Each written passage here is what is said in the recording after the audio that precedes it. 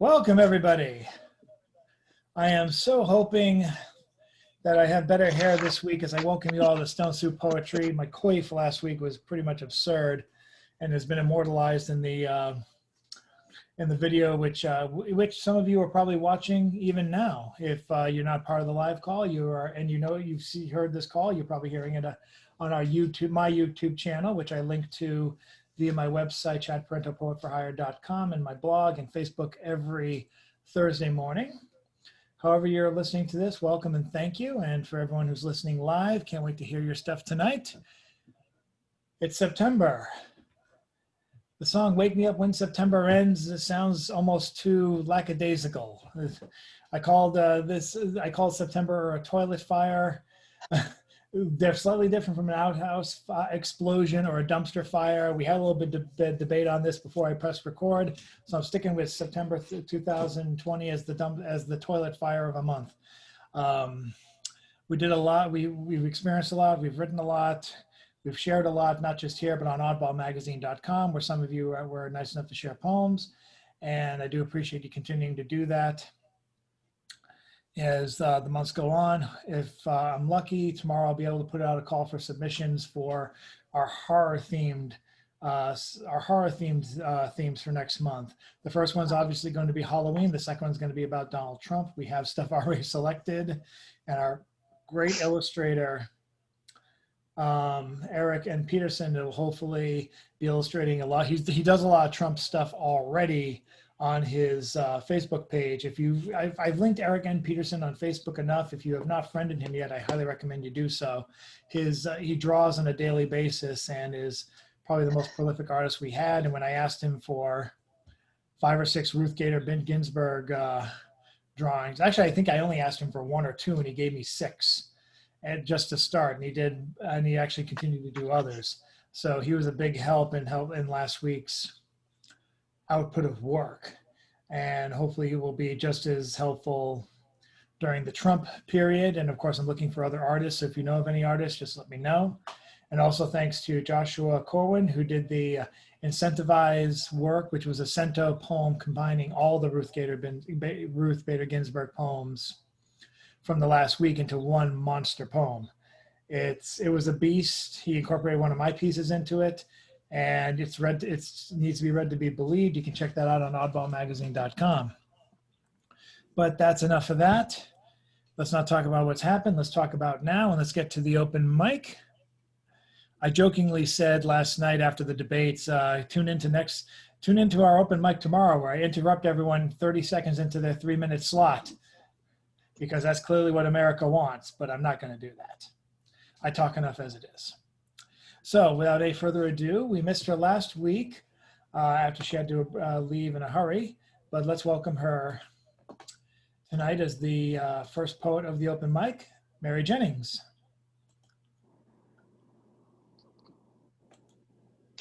Thank you. I guess you all probably know this week also is Banned Book Week. And every year around this time, if I'm at an open mic, I break out this poem, which I call the Ballad of Inappropriate Topics, poem for Banned Book Week.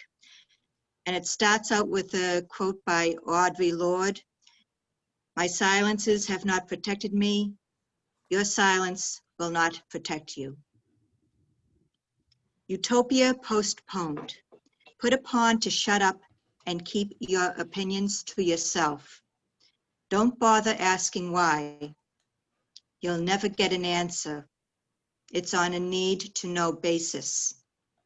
Believe her hype all you want about a better world and equality.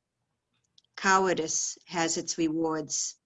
When it comes to the certainty of her position, she'll dance the kowtow boogie and hide her heart. You are only a poet, they say, with a history of running off at the mouth and verbally prancing naked, vandalized by bureaucrats for refusing to go to bed with them. They hoped for hosannas from you, but instead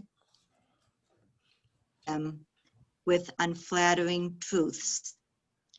He'll put a positive spin on your words by lauding you for your vivid imagination and for spreading beauty with your verse.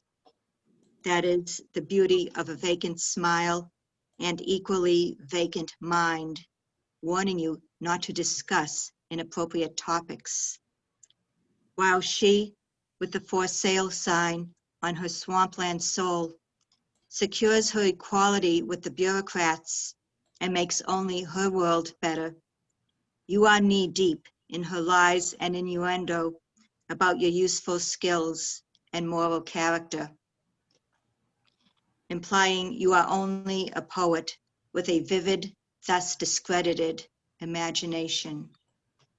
If only you heeded Audrey's words about silence, instead of believing your big mouth will get you in trouble. Your big mouth is much more preferable than the silence that kills. You are a poet and a provider of services, with no need to waste your golden tongue on the ones you helped to prosper, with little to no reward for you. Save it for the ones who have been silenced, so they may be encouraged to tell their stories. Thank you. Thank you so much, Mary. You're welcome. And up next, don't know if he was the second one in, but he was definitely the second person I saw as the room was filling up. Let's welcome up Mr. Bill Lewis. Mr. Bill Lewis. Me, there were like 5 other people in front of me. This is like no sense whatsoever. I'm worried about the ability to count, Chad. I love you, but you know, 1 and 3, they're Have y'all ever had to deal with children?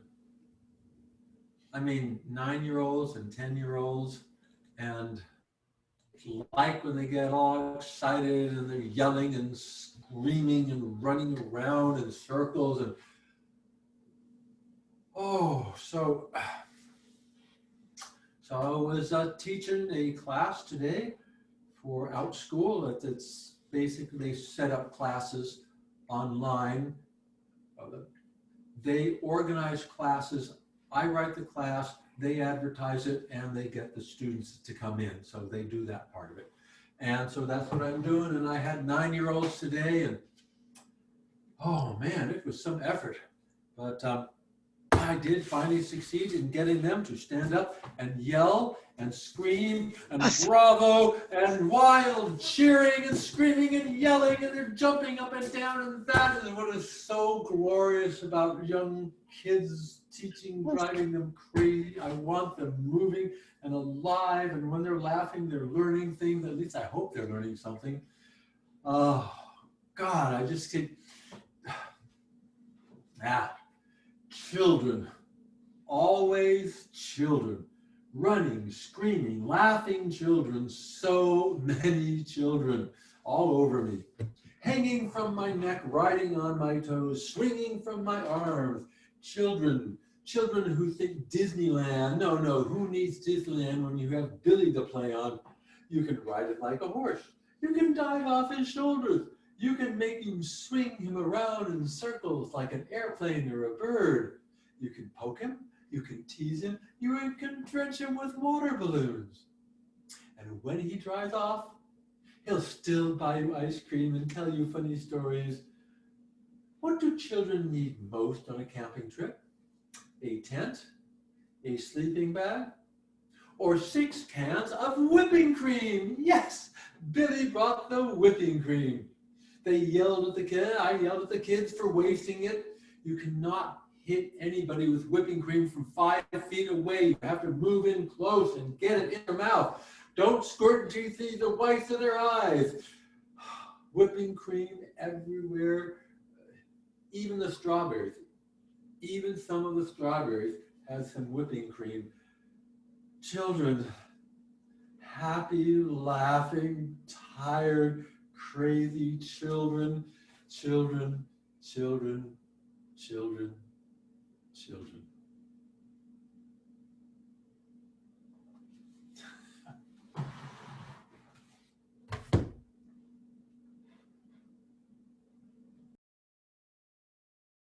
And thank you so much, Bill. We're going to go to our next person.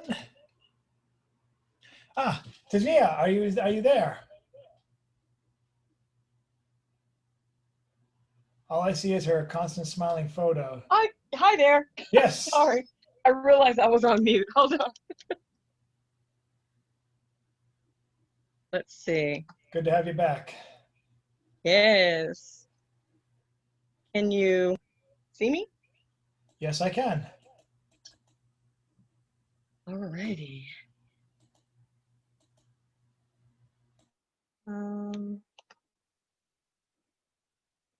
Okay. Sorry about that. I had to finish up an impromptu interview.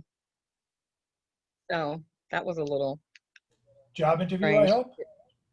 Yeah, to get calls from recruiters at 6 and 7 o'clock at night is a little weird, but you know, I guess that's the COVID way. So everyone's reading really nice and deeply insightful pieces, and I'm just kind of in a season of odes this at the moment. So my apologies.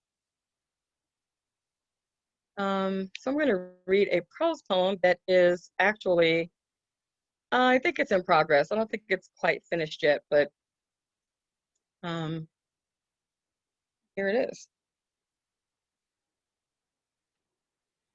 Let me dream when there is longing of your work shirt, long-sleeved, button-down, white or maybe blue cotton twill, carrying your sandalwood scent.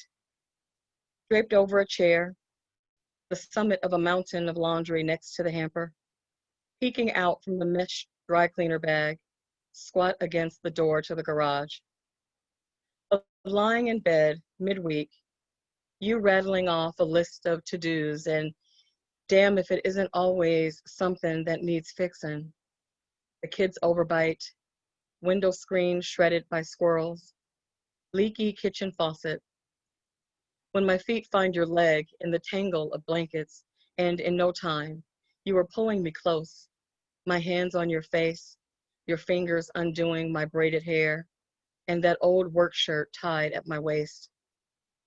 Of standing at the kitchen sink, brushing dirt from just picked root vegetables, my glasses coated in the steam dancing off a covered pot, sweat like small glass beads shimmering on my nose.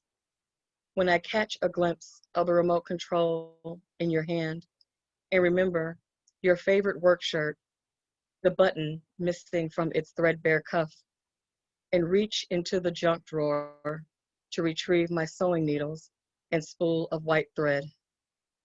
Thank you.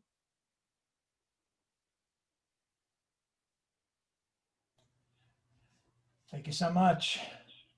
Thanks, Chad. Let's see who we have next. Yes, I think he may. Oh, here we are. Ethan Mackler, are you ready, sir?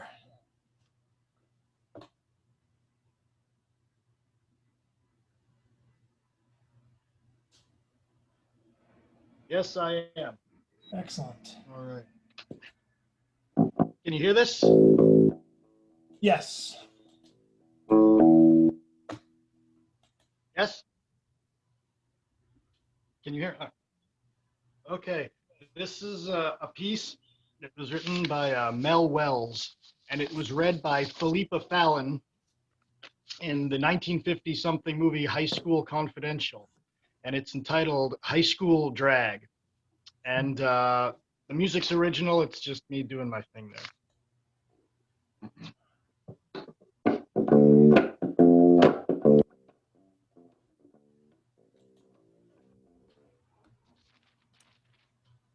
My old man was a bread stasher all his life.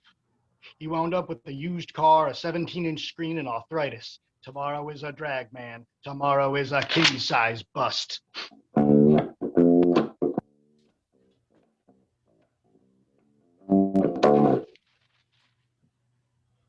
cried, put down, pot don't, think a lot for what? Time, how much, and what to do with it. Sleep, man, and you may wake up digging the whole human race, giving itself 3 days to get out. Tomorrow is a drag, Pops. The future is a flake.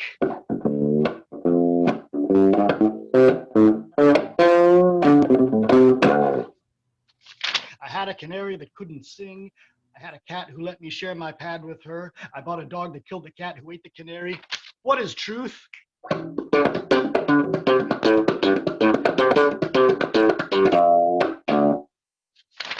I had an uncle with an Ivy League card. He had a life with a belt in the back. He had a button-down braid, wind up a belt in the mouth with a button-down lip. Tomorrow's Dragsville, cats. Tomorrow is a king-size drag.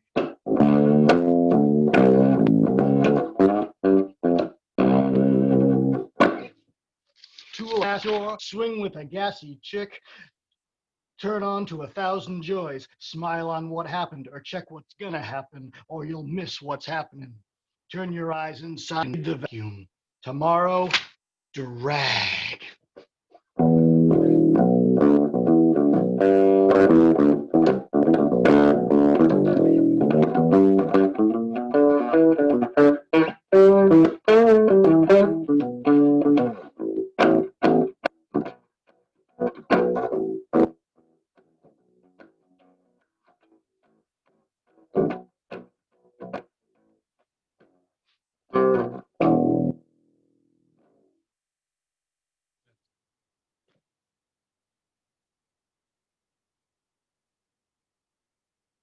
Thank you so much, Ethan.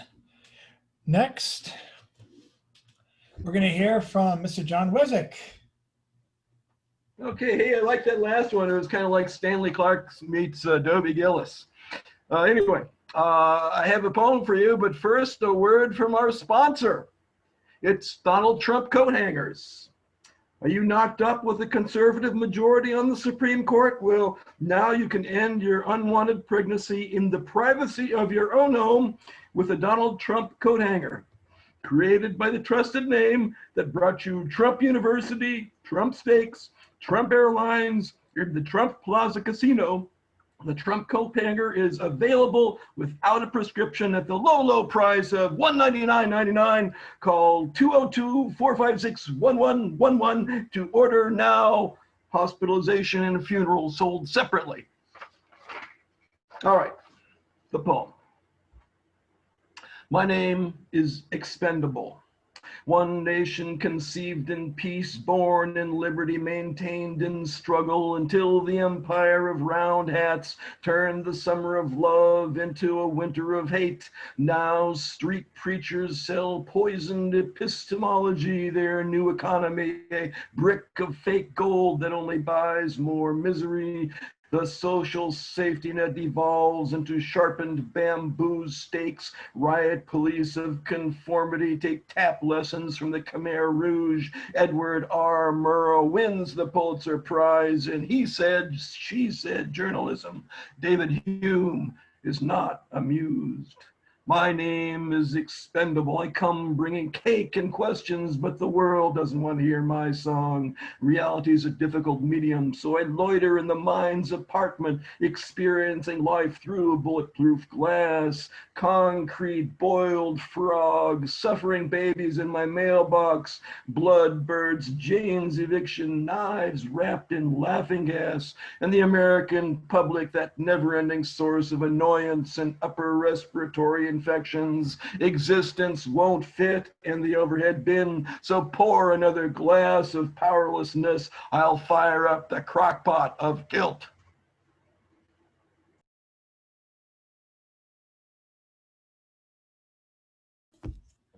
All right. Trump coat hangers. It's too real to laugh at. Okay, we are. Oh, and by the way, honorable mention goes to John Wizik. We were debating what to call September 2020, a dumpster fire, toilet fire, outhouse explosion. John Wizik definitely gets at least runner-up for dubbing the month a sewage treatment plant gusher. I like that. At any rate, let us move now to the next person on the open mic, Mr. Eric Nelson.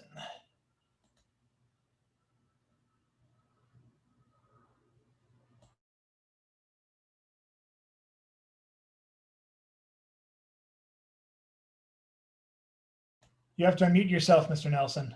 I can't unmute you. There you go. Starting over again. This one is called Things That Are Not Fish.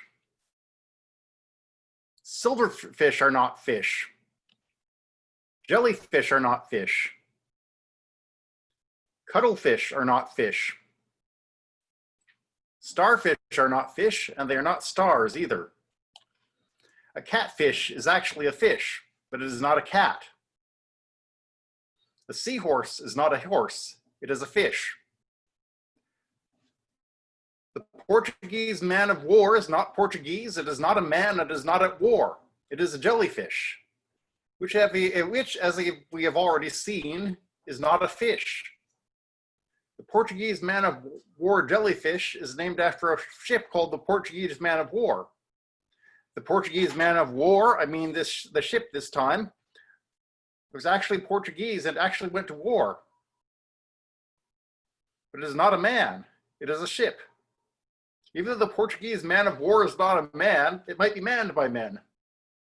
This happens to do with the fact that each separate part of a jellyfish is a separate organism that is called a person. Thank you very much. Thank you, Eric.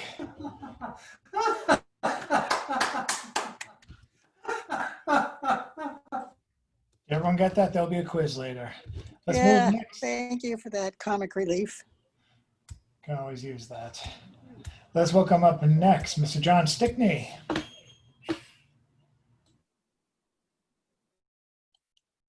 Hey, thanks.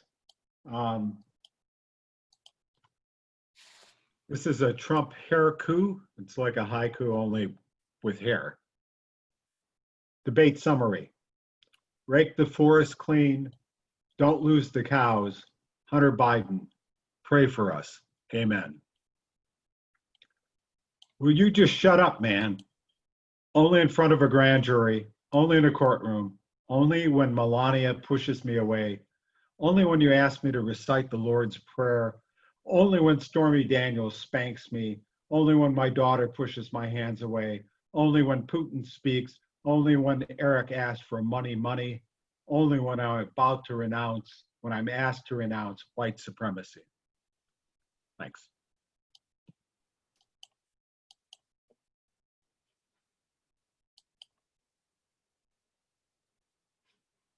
The debates. Speaking of outhouse explosions. And up next, let's hope that Deanna is not left us yet. No, she has not. All she has to do is unmute herself, and I'll get you on speaker view. And then we get. Hi, I'm still here. I'm Deanna. Thank you. Nothing deep, nothing political, just a teeny, tiny little ditty that I wrote when the spring was blossoming. It's entitled Greens. Why, excuse me, I got a frog going on here. Why is your hue so edible? Why does the verdance move me so? Limes brighten my eyes. Mints soften my soul. Pea green evokes my passion. And they all lift my spirits like a jelly roll. Thank you.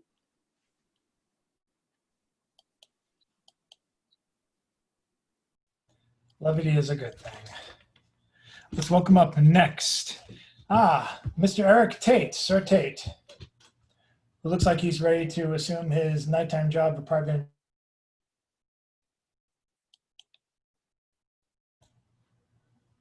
Where he and Crystal will we'll drive around the country, solve mysteries, and debunk magicians. There we go. There we go. Nostalgia, as outside Longhorn Steakhouse an angst-ridden kid who brutally tosses his head to sweep the stringy hair from in front of his face reminds me of myself at that age.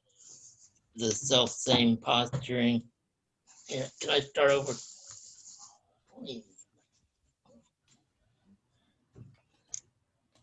Nostalgia, as outside Longhorn Steakhouse, an angst-ridden kid who brutally tosses his head to sweep the stringy hair from in front of his face reminds me of myself at that age. The self-same posturing, and how when I finally decided to get my hair cut short, for months afterward, I'd catch myself in public whipping my head to the side as if my shorn hair was a phantom limb and I was making to brush aside the strands of imaginary hair obstructing my eyes. Thank you.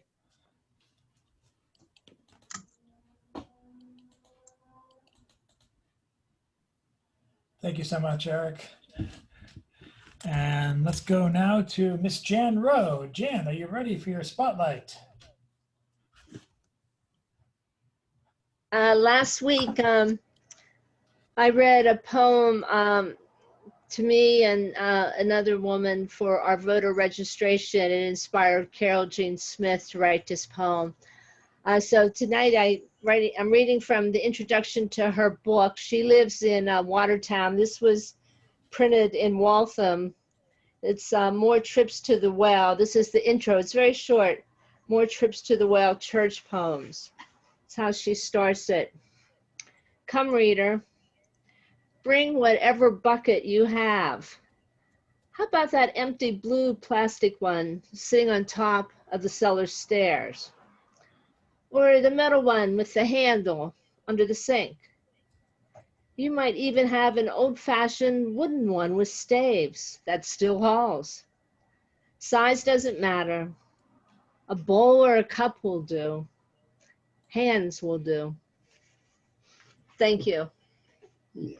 Carol Jean Smith.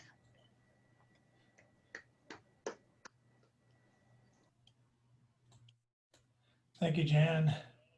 And who do we have next? Oh, yes, it's Miss Nancy Dodson. For those of you who are calling online, who are calling into our call via phone, all you have to do is press *6 and you're unmuted. And now here's Nancy, one of our regulars on by phone.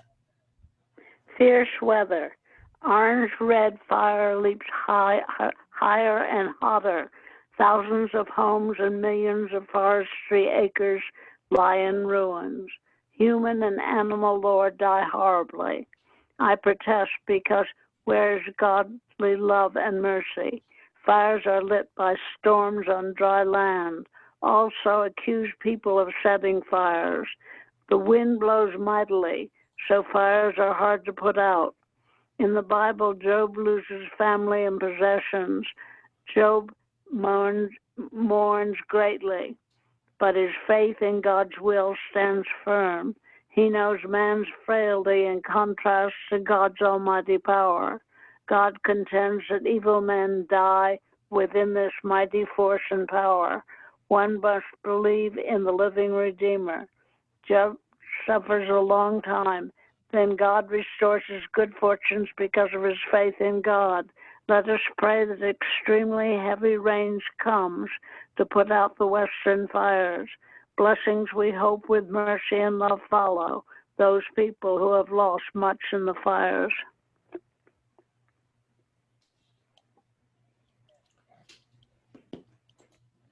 Thank you, Nancy. Thank you, Nancy. Thank you. Good to hear ya. And up next, we have the pleasure of being joined by Carol Weston, who I'm going to unmute via our special connection of how she gets on the calls week after week. So a moment. Oops. And one moment. Here we go. Whoop. And let's see if that unmuted her.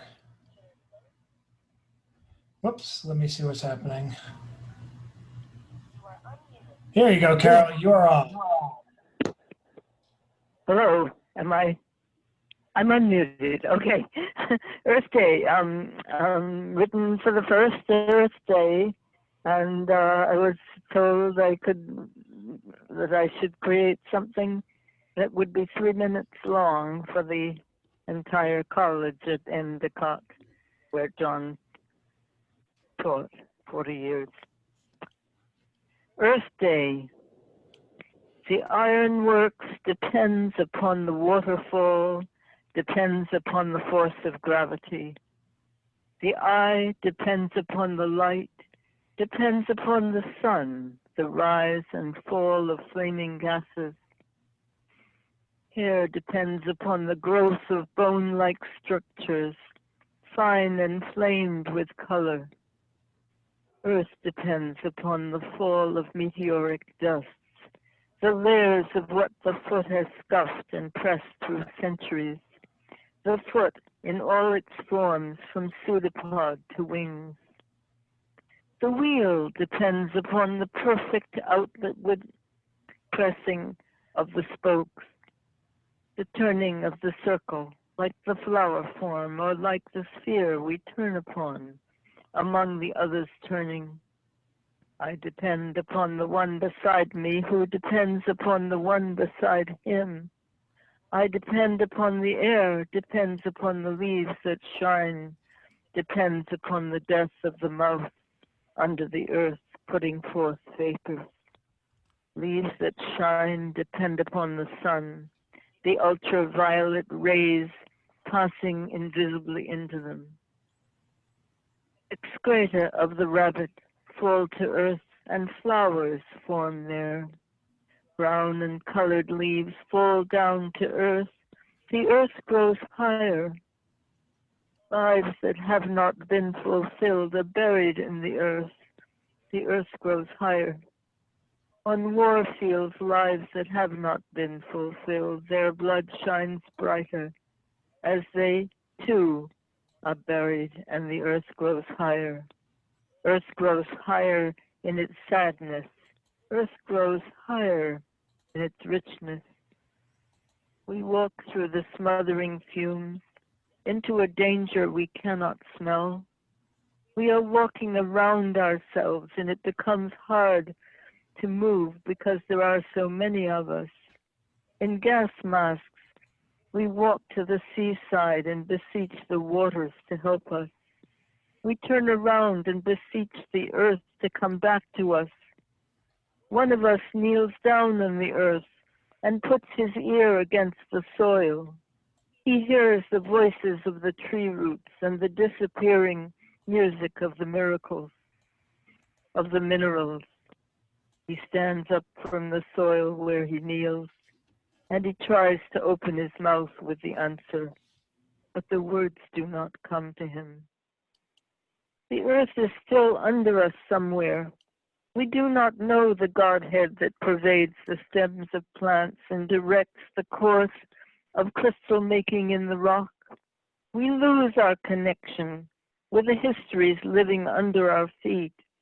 We lose our connection with the history of animal kind which lives in our bodies. We lost our touch with magic, and though we are finding it again, our hands are contaminated and we cannot see what is put before us. Artificial substances surround us, and we forget where our beginnings are with the earth and become people who cannot feel, overrunning the world. We speed demons, spin faster than the turning of earth in our machines, and crash into smithereens with our miscalculations. Our mathematics is invading the spheres. Our truths are polluting the world we breathe in. We do not know where not to tamper. We track down the sacred in its grove and stamp on it to analyze the invisible substance dwelling there, which shall always evade us. We are in strangely close quarters. The news is walking around us. There is no safe distance away to watch it. The air we breathe blows from our cities to our forests, and the great pines fall. We depend upon sleep. We shall wake wet with renewed visions. We shall look at our hands and remember what we are made for. We shall look eye to eye with the bird and listen longer at the tree stump or in the starlit darkness.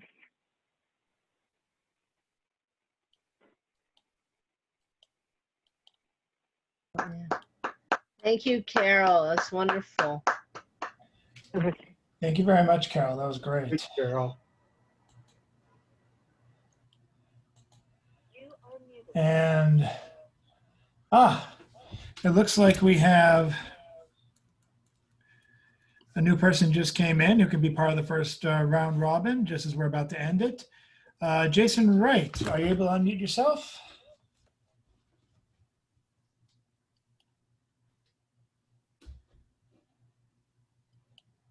Jason? Hey. There we are. Hey, everybody. How's it going? Doing good. Sorry, I was just watching TV. Well, I was actually looking for a poem to read. So I have a poem, two poems, but I was just going to read one called, it's called Remember, and it's from my upcoming book, Train of Thought Part 2. So hold on, just give me 1 second to put it up. Okay. Actually, I'm going to read another poem. It's called Jagged Thought 318 at the end of this book. Okay. And it's from the upcoming Train of Thought 2, Almost Home. This book I live in has 365 pages. So far, I'm on chapter 31. I don't remember the last 25. It feels like I've only been awake and alive since 26. Now I'm on a mission to change what's written, to make the hero villain and the heroine kill him. Can you manage the tragedies of life? Boys are born and grow old to watch their mother and father die. And by that time, the little boy has grown into a man and has his own fam. So where am I in this chapter? I'm a freak of nature. What's saved in a life overwhelmed with hatred? The heat I feel all year long until my blood runs cold, dripping off into the sidewalk. Dead blood don't clot. It just washes away with the rain. And all that's left is a strange stain, built and instrumented from someone's pain, or you own as you scream at the walls. You're not alone. I am.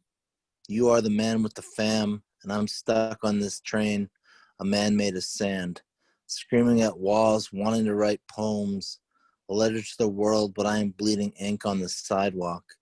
Dead man can't write. It's almost time to stop. And that poem was from my upcoming book, Train of Thought 2, Almost Home. Thank you, Jason. Yeah, and if you can, consider sending your work to oddballmagazine.com or check out all the stuff that we have going on there Monday through Friday. And check out the Oddball Show podcast as well. It just came out with the Mass Act podcast. So thanks. Thank you, guys. I am going to bring us now to the person to close out the first round of the round robin. He is a regular columnist for Oddball as well. And actually, Jason, there are quite a few Oddball contributors already hanging around here. I think over half the group are alum, which is great. So let us welcome our columnist, our other columnist. Jason does Jagged Thoughts every Tuesday afternoon at 1. This next person coming up does his weekly poem column, It's All One Thing, every Thursday morning at 11 a.m. without fail. Let's welcome up Mr. James Van Looy. Hi, everybody. So I've got one of my Labyrinth poems here. It's called Labyrinth is Form, and it's for the myth of Plato's Cave. So Labyrinth is Form, the myth of Plato's Cave. Feathery forms plunge through the periphery, and their dark trails languish on the retina. Sometimes there is a flash of red or blue color that seeks to become known as name and identity, but more often we are just left hopeless, waiting for another chance to know what it is we have lost. We see the world from its rear, a retreating beauty whose face we will only imagine but never actually see.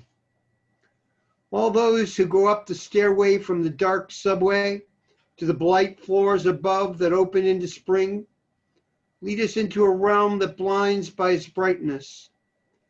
The intersecting paths of our bodies that labor through the crowd of our shifting social visions manage to avoid collision much more successfully than our ode to political selves, which have been crashing and burning in an ode too long cultural conflagration that has consumed our ode to adult lives for decades.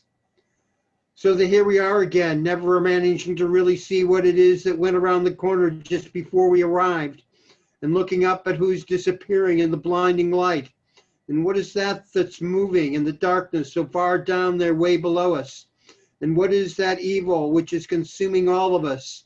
And what is that good that devours our best impulses? And how can we survive the pornographic dream and live through the many violent rapes and murders and find our way back to the friendly, helpful faces that would return our lost pen as they stop us to say, oh, here it is, that which you lost. And there it is, that which you could not take. Thank you for coming into my precious world.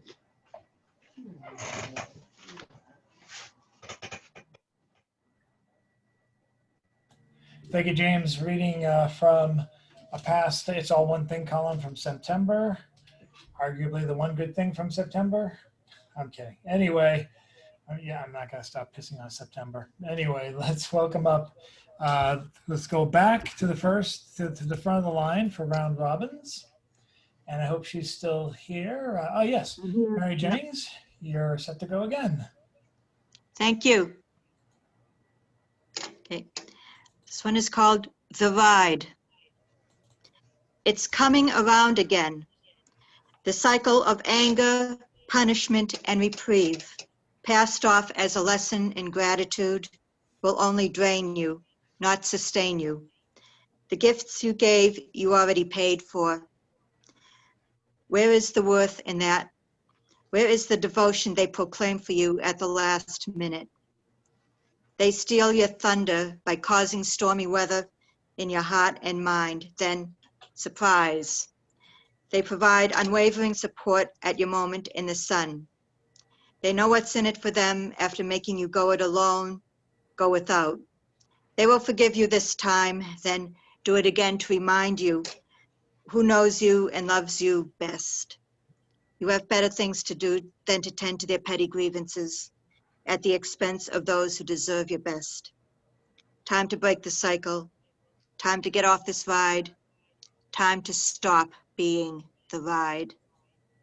You can go without their devotion and unwavering support to the bitter, glorious end. Thank you. Yeah, I'm not sure. I'm not sure if I read this before online. So if I have, don't use it in your poem, in your croutons poem. So. Oh, it wouldn't be the first time I've used a repeat of something. So don't worry. I'm a professional. I make it work. But, would that be a leftover crouton? What was that? Would that be a leftover crouton? Leftover crouton. Well, isn't crouton stale bread anyway? So anyway, let's how can you left over something left over? All right, let's have me shut up and let's go back to the person who insisted he wasn't the number two, but the hell with it. His voice carried further, so he hit with the speed of sound. He put himself almost in the front of the line. Let's welcome up Bill Lewis. Hey. Lordy, Hey. Lordy, the things you put me up to, Chadford. I cannot believe that people don't just take you out and slap your little bottom sometimes. My goodness gracious. Oh. So I was in Brazil last night, and then I was in New Zealand, of course, 2 weeks ago, and tomorrow I'm going to be in Finland, and then I'm going to go to Estonia, and I still have to make it to Kenya, And then I don't know what countries I shall visit next, but over Zoom, the world is your oyster. You can go anywhere, and it's just so marvelous. And I mean, it's useful if you find a club that speaks your language, of course, but, or you can, yeah. But anyway, it's just been the greatest thing, you know, visiting the world without having to move anywhere. And people are,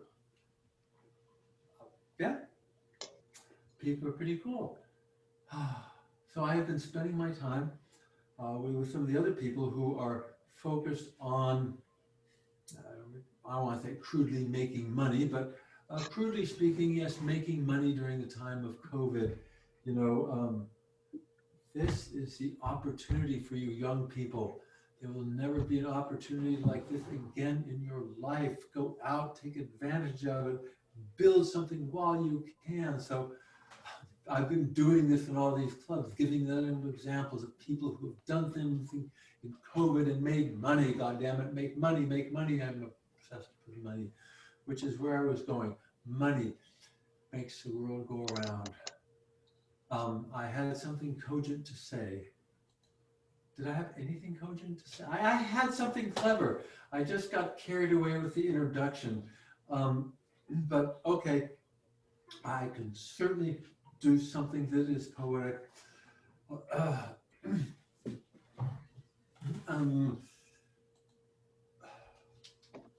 Good grief. As I passed by his garden, I marked with one eye how the owl and panther were sharing the pie. The panther took the pie crust and gave gravy and meat, while the owl got the dishes, his share of the treat. The panther took the knife and the fork with a growl and concluded the meal by eating the Owl.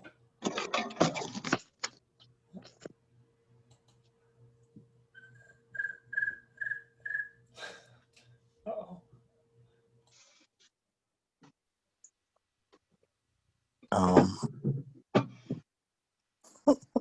I think we're done. Thank you so much, Bill.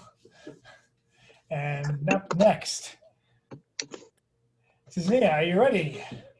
Sure. Follow that. Hope I haven't read this before. My apologies if I have. Girl with black sounding name records message on prescription refill line. Seeking panacea for exaggerated or phantom pain. 4.5 decades, Black woman flesh disposable and burdened with pain. Pronounced tazinya, verb from Hebrew, meaning to listen for or hear. Spelled T-Z-Y-N-Y-A. The first letter T is a stop. Disrupts airflow. Quick, sharp, staccato. Repeat after me. T, t. Hard like turmeric. Tincture. Like something ground in teeth. Held tight in the hand till the fingers cramp and bleed. When I am painted, remind me I am holy. Like tumor or tomorrow is unpromised. The next letter Z is a voiced consonant. Place hand on throat to feel a slight vibration when you make the Z sound. Like zinnias in the window box overlooking the sickbed. Like what's his is ours and other harbingers of doom.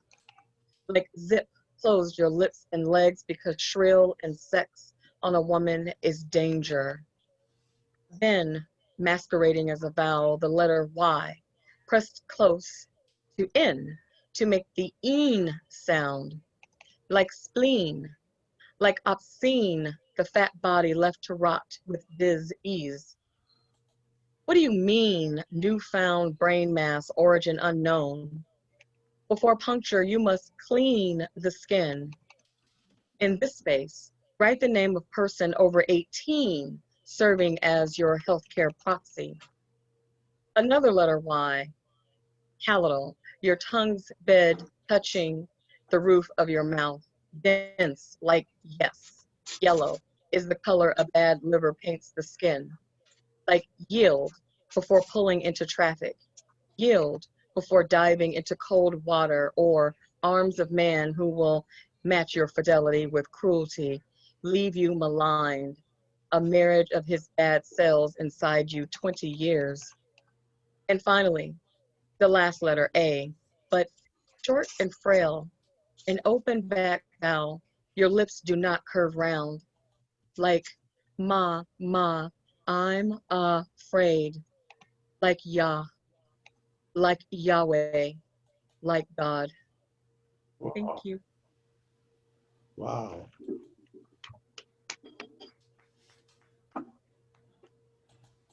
I love the clapping in the background. We will, wow, thank you. And let's see if Ethan Mackler is willing to do an encore.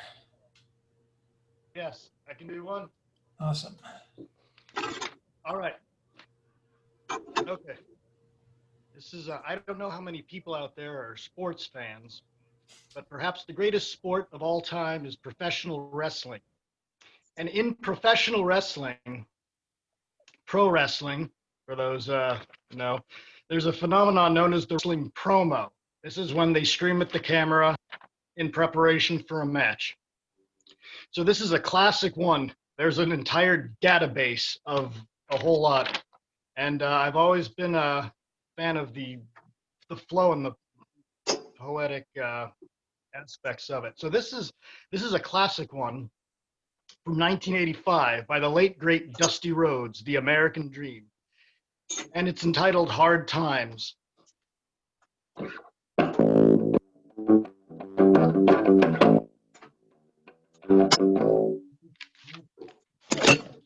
First of all, I would like to thank the many, many fans throughout the country that wrote cards and letters to Dusty Rhodes, The American Dream, while I was down. Secondly, I would like to thank Jim Crockett Promotions for waiting and taking the time, because I know how important it was, Starrcade 85, it is to the wrestling fans, and it is to Jim Crockett Promotions. And Dusty Rhodes, The American Dream, with that wait, got what I wanted, Ric Flair, the world's heavyweight champion.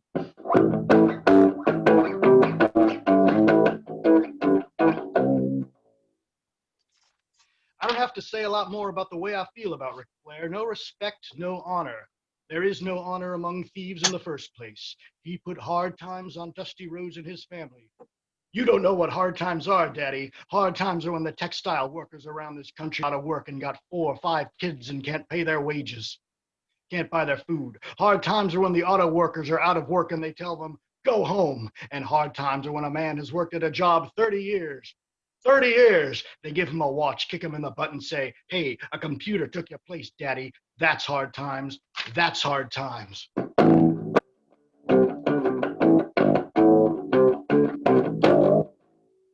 Nature Boy Ric Flair, the world's heavyweight title belongs to these people. I'm going to reach out right now. I want you at home to know my hand is touching your hand for this gathering of the biggest body of people in this country, in this universe, all over the world. Now reach it out, because love that was given to me, and this time I will repay you now, because I will be the next world's heavyweight champion. This Hard Time Blues Dusty Rhodes Tour 85.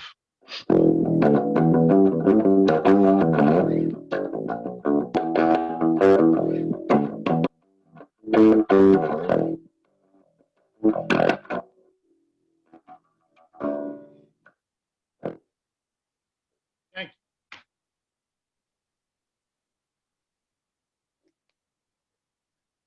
Love it.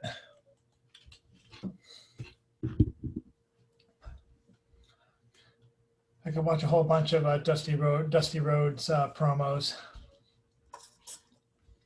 Very unique person. You would not think he could actually do it, especially since he had kind of a lisp, and well, sometimes it was weird. I think as he got older, he became more prominent. There was one guy who almost got fired, or he got jobbed for like an entire seasons of matches because like one time he was this man can do Dusty Rhodes, and like and Dusty overheard him.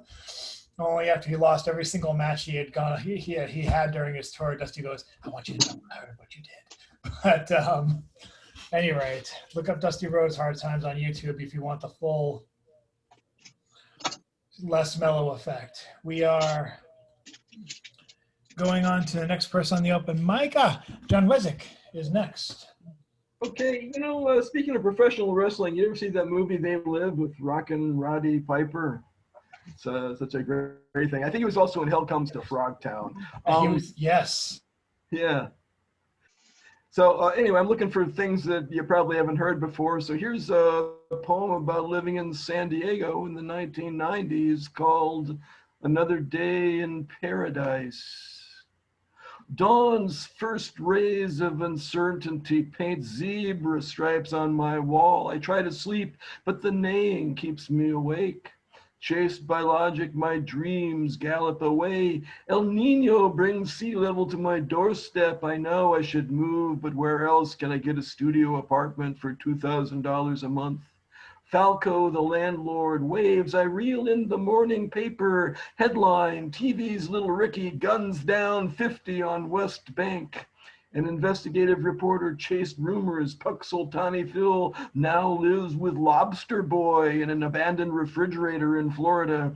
He photographed the couple dancing and drinking Cuba Libres in a Miami nightclub. My watch melts, I have to leave. Einstein's ghost fiddles with flashlights and rulers, but by the train station, no one pays him any mind until I offer to help. Activists pelt us with charcoal briquettes who were once Japanese babies. He'll kill again, they scream, unless he's stopped. Officer McNulty books him on an 8:15 and tells me to move along. I watch the 738 southbound to my job in Tijuana and spend the day giving celebrities tobacco enemas. A customs agent sniffs my shoes on the way home. He wants to check my underwear too, so I slip him a few pesos to change his mind. A virgin stripper in knee socks loiters outside a coffee shop where writers compare rejection slips. I tell her about today's movie star client. I know him too. She gives me a discount lap dance and subjects me to the roller coaster of her menstrual emotions until 2 a.m. My ear throbs against the pillow. I can't sleep. At least the zebras are quiet.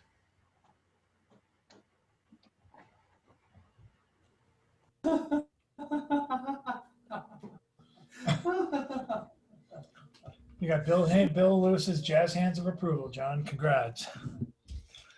Let's welcome up next.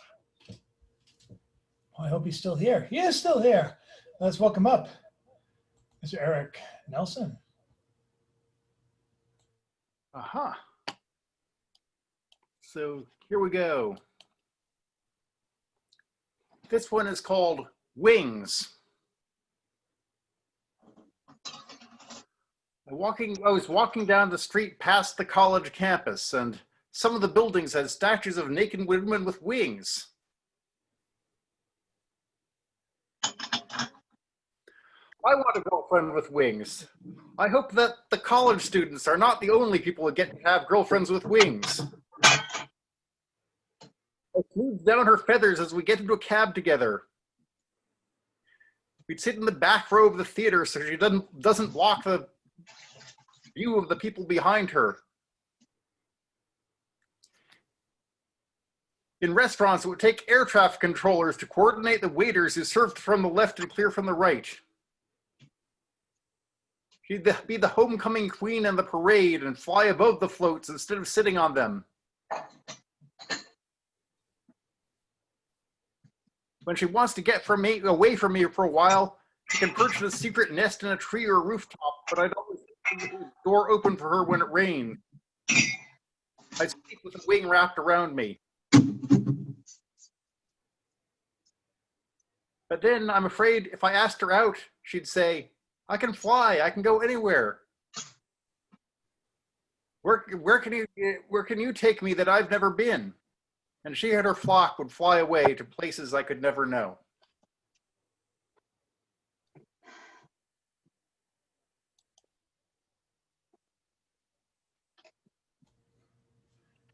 Thanks, Eric. And up next. Somebody needs to mute the noise. There's a lot of noise in the background. I wonder who's got, well, everyone seems to be I just muted a couple of people. Let's see. All right, so I think we're all set now.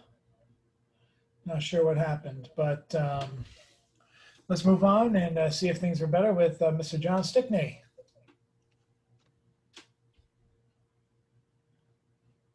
World overview.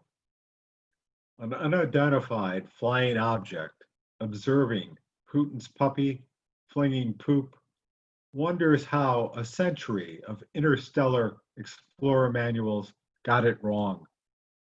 To miss opposable thumbs on a puppy's paw. Thanks.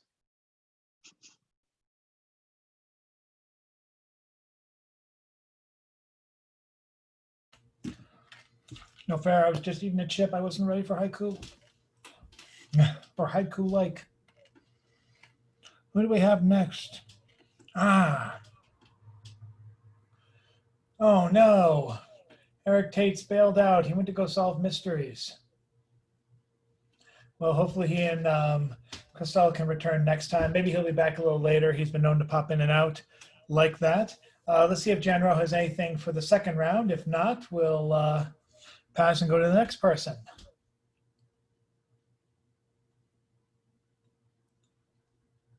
Looks like she's got something. Hello, she's Yeah, here. I do. Awesome.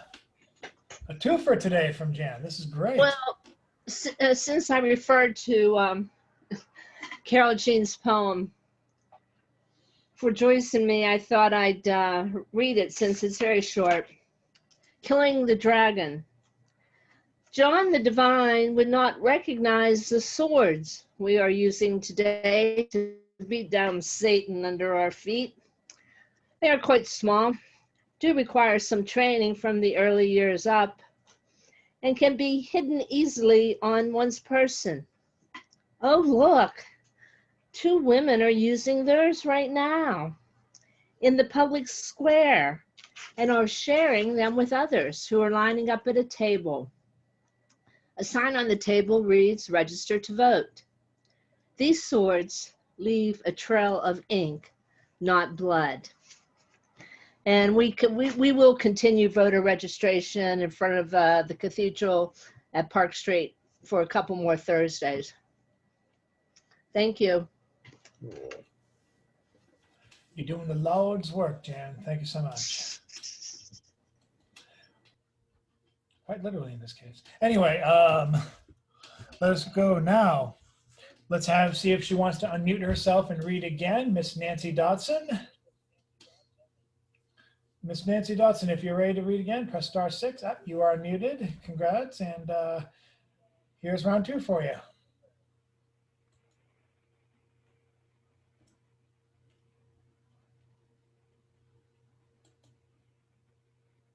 Nancy, are you there?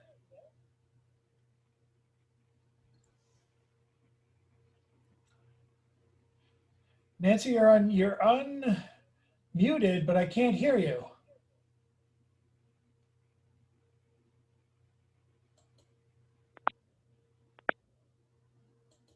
This doesn't sound good. Nancy.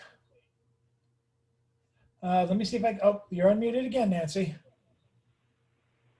Can you say something?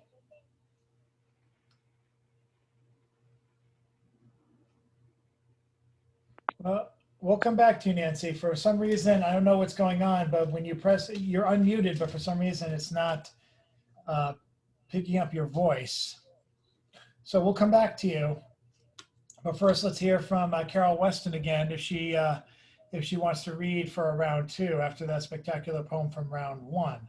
So I'm unmuting you now, Miss Weston. Through keyholes. It's sort of like lockdown. Locked in their houses they wait. No one will let them out. Through their keyholes they watch a triumphal parade. It is the singing few for whom the doors have opened. Thanks. Thanks, Carol. Okay. I guess I should have expected a haiku after that last blast. Let us. Nancy, would you like to give it another try? Just press *6 and let's see if we can hear you. Nancy?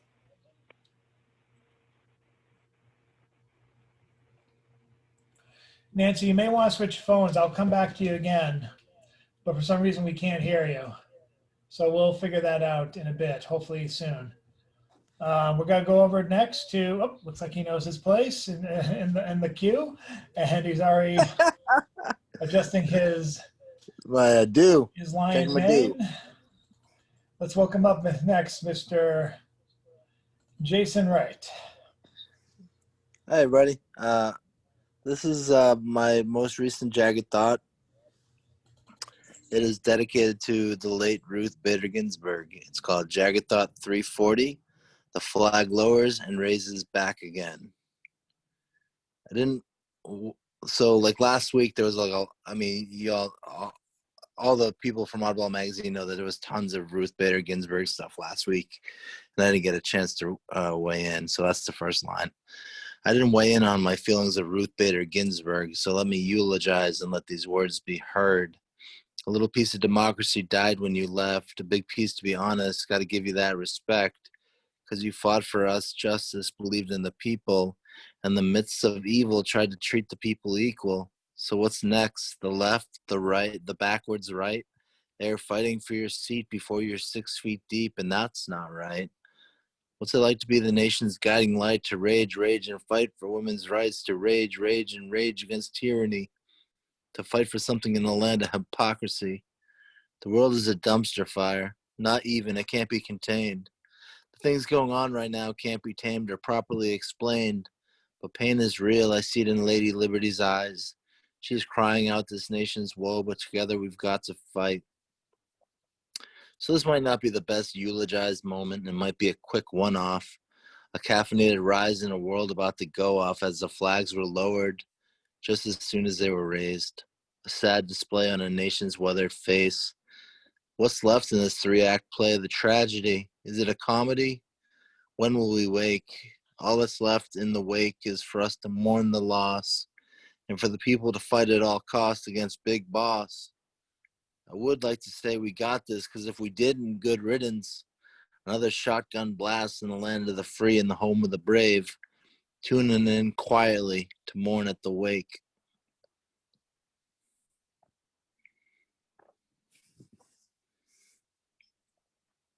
Thank you very much, Jason. And don't forget to go to oddballmagazine.com for all the amazing tributes. And as I said before, the Cento by Joshua Corwin, which actually took all those poems and kind of made his own snowsuit crouton, except it was more of a whole grain bread. He basically, he very well baked pages and pages of meditations based on all the poems, including mine and a couple of people on here. It was very impressive, and I'm sure there's going to be more to come, unfortunately, and as we continue through these tumultuous next few weeks. Up next on the open mic,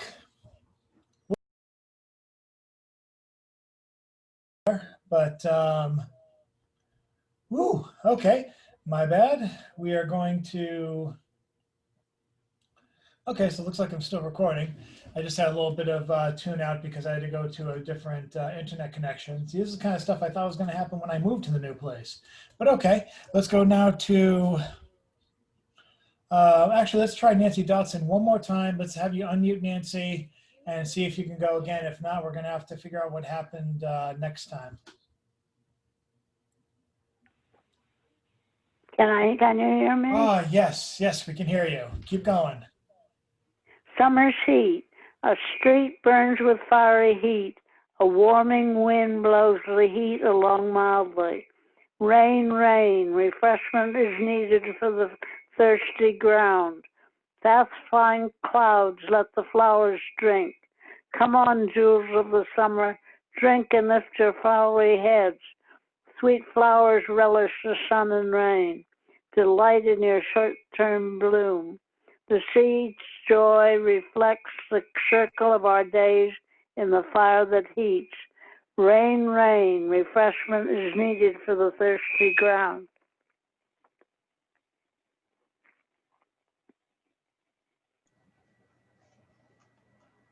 Thank you, Nancy. Hooray. Glad we could get you back on, Nancy. And now we have someone who came in a little late. I'm hoping she reads 2 poems. I call her the Queen of Hook Humility because she always talks about having like, oh, I just wrote this on the way to work, or I just wrote this in the last 5 minutes between open mics. We'll see. This is good. It's usually one of the best poems of the night. So I'm going to try and stymie her hook humility and just have her read her fine poems. Let's welcome the person we call ES. Thank you. I'm not sure if this is the right place to read this one, and it just disappeared on me. So, 1 second. All right. It's a bit of a dark one today. Trigger warning. In Hospice Room 14. So many thick symphonies are fading now. No more cricket song or electrical impulse through thigh muscle, or clack of mitosis and crackle of passing thought. The epic saga of a white blood cell dying alone in an intravascular sea. A dervish of molecules ceasing their voyage through the brain, and somewhere away from the beep of the surrounding chorus of machines, her rosary beads, as red as hemoglobin, sit in an open drawer by the side of the bed she won't sleep in again. Stranded planets in a forsaken galaxy, worn by years of repeating the mysteries and sorrows. There will be a resurrection of old photos soon, younger versions of herself smiling from a table near the casket. Not that many feet away, a patient is being rushed to the maternity ward, breathing the same air, and just before one robot angel starts blaring its alarmed news, the old woman thinks she hears existence trying to tell her something, one whispering atom at a time. In her home, the beads collect dust slowly. It drifts down to them from the stars.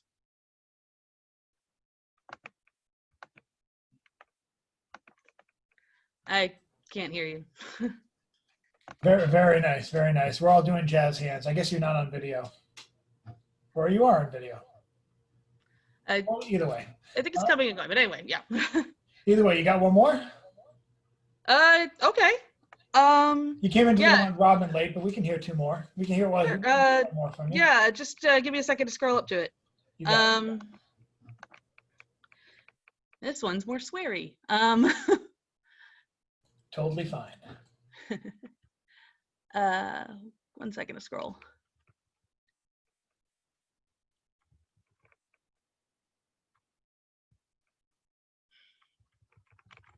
Oops. It's taking a second longer than I thought. I apologize. There we go. All right. St. Patrick's Day, 2019. COVID poem. We walked a mile to get to Broadway. Stood packed, some on the shoulders of others, a smelly loud brood of screaming humans, purposefully screaming the wrong lyrics at jig-blasting floats. And I ask you, friends, what's a fellow to do? 'Cause her eyes were black and her hair was blue. You passed a bottle of God knows what. Smelled like shoe leather and punched like a brawl. At least 2 other lipsticks were already on the nozzle. Oh, fuck it, I thought. I'm gonna get mono or something. But swigging it felt like fire in a different dimension's communion. And at some point a joint was placed in my hands, and I was feeling friendly, but not that kind of friendly. So I kissed the random stubble cheek of whoever that was, and someone either groped my ass or tried to pickpocket me or both, and I turned around in an attempted slap.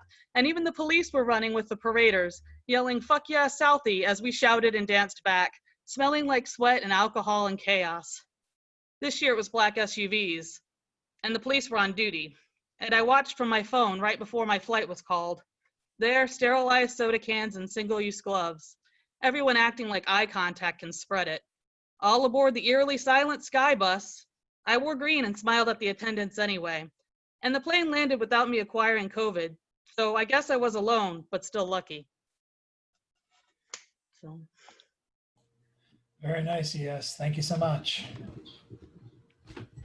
And that was last year, your last year's escapade in going through St. Patrick's Southie? The crazy one was kind of a combination of a couple of them, but And this is why I'm leaving Southie. Anyway,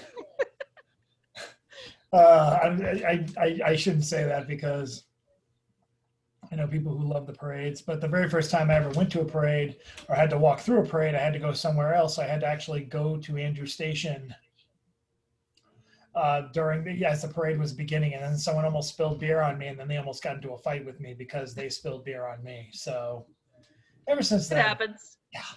Oh yeah. But anyway, thank you, yes. And without any further ado, let's move over to the person who will close out our round robin for tonight. Oddball columnist and open micer emeritus, closer, our penultimate closer these days. Let's welcome out Mr. James Van Looy. Thank you. Thank you. So I have one here called Do Your Research, which is a conspiracy theory thing from QAnon. And I think actually originally it was from that guy who is always generates these things. He's done them at least since 9/11, and he's connected to Roger Stone and to Trump. Trump actually was on that conspiracy show when he was running in 2016. So anyway, this is called Do Your Research. There clearly are pedophile sex rings. There's a woman in jail awaiting prosecution for her part in such an operation right now, after her longtime partner hung himself, or someone did it for him, saving a trial. And her father, a very wealthy man of power, had deep connections to Israelis intel. Both Bill Clinton and Agent Orange Head, current head, at least titular, of all of us, the US of America,